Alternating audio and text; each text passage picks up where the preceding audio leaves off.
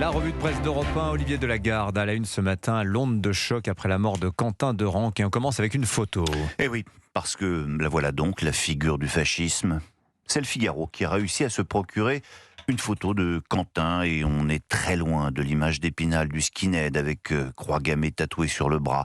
On est plutôt surpris par ce visage, à peine sorti de l'enfance, tout comme le portrait que brosse de lui Paul Sugy, un gringalet. C'est Rémi, l'un des 3 étudiants qui vivaient avec lui, qu'il taquinait ainsi sur sa maigre corpulence, raconte-t-il. Le journaliste du Figaro décrit un petit jeune homme organisé, consciencieux, travailleur.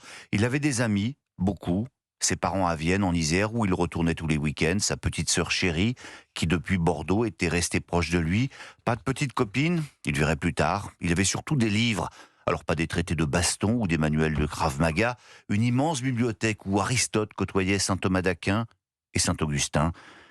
Ces lectures l'ont peu à peu convaincu de pousser la porte des églises, poursuit le journal. Alors c'est vrai, rite tridentin, traditionnaliste, qui ne plaît pas trop aux cathos de gauche de la Croix, mais ils reconnaîtront quand même que cela ne méritait pas la peine de mort. Et c'est ce jeune homme qui est donc mort sous les coups des antifas. Ah non, assez, ça suffit. Par pitié, arrêtons d'appeler ces nervis antisémites des antifascistes. C'est ce que nous implore de faire Gauthier Vaillant à la une de l'Opinion. Antifascistes, ben voyons. Depuis trop longtemps, ces groupuscules ont confisqué ce terme, nimbant leur agressivité d'une vague aura de justice et de supériorité morale, écrit-il, et s'arrogeant le droit de désigner les fascistes, c'est-à-dire à peu près tout ce qui est à la droite de LFI. À la tête de cette jeune garde, facho de gauche, Raphaël Arnaud, portrait signé Alexandre Sulzer et Pierre Morer dans Le Parisien aujourd'hui en France. Sur sa main gauche, un papillon tatoué recouvre un point américain. C'est en 2018 qu'il crée sa milice. Dans les bagarres de rue, il était présent, il menait ses troupes au combat. Les expéditions punitives font partie de ses modes d'action. En 2022, Arnaud a été condamné à 4 mois de prison avec sursis pour violence volontaire en réunion. Triplement fiché S, cela ne l'empêchera pas d'être désigné par Jean-Luc Mélenchon comme candidat à la députation. Son attaché parlementaire, Jacques-Élie Favreau, suspecté d'avoir participé au lynchage, lui, c'est un taiseux, affirme la même source. Par contre, il cogne. Et c'est donc sur cette organisation que s'appuie Jean-Luc Mélenchon. C'est nous qui sommes agressés. Le contexte ne serait pas aussi dramatique, la phrase pourrait valoir à Jean-Luc Mélenchon le prix de l'humour politique. C'est nous qui sommes agressés, a osé dire le leader insoumis, quelques heures à peine après que ces nervis aient lynché le jeune homme. Parce que même si Mélenchon s'en défend, ses liens avec la jeune garde sont cousus de fil blanc. Des liens voulus et assumés, affirme même Cécile Cornudet des Échos. Pourquoi ? Son tempérament sanguin n'explique pas tout. Mélenchon l'a théorisé. Il faut conflictualiser partout, tout le temps, dans la rue, au cœur du pouvoir, pour faire vaciller le système politique. Son pari, se retrouver face au RN au second tour de la présidentielle et se faire élire grâce au Front républicain. Dans le Figaro, la philosophe René Frégosi abonde en ce sens.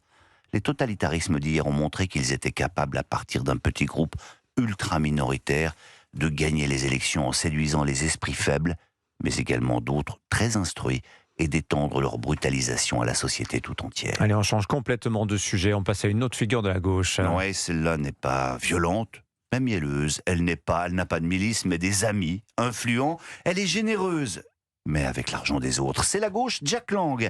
Alors que c'est aujourd'hui qu'il doit abandonner son poste de président de l'Institut du monde arabe, le Figaro et le Parisien aujourd'hui en France ont à peu près le même papier pour raconter l'infinie pingrerie de l'ancien ministre de la Culture. Une avarice quasi maladive. Un roi soleil qui ne sortait pas un euro.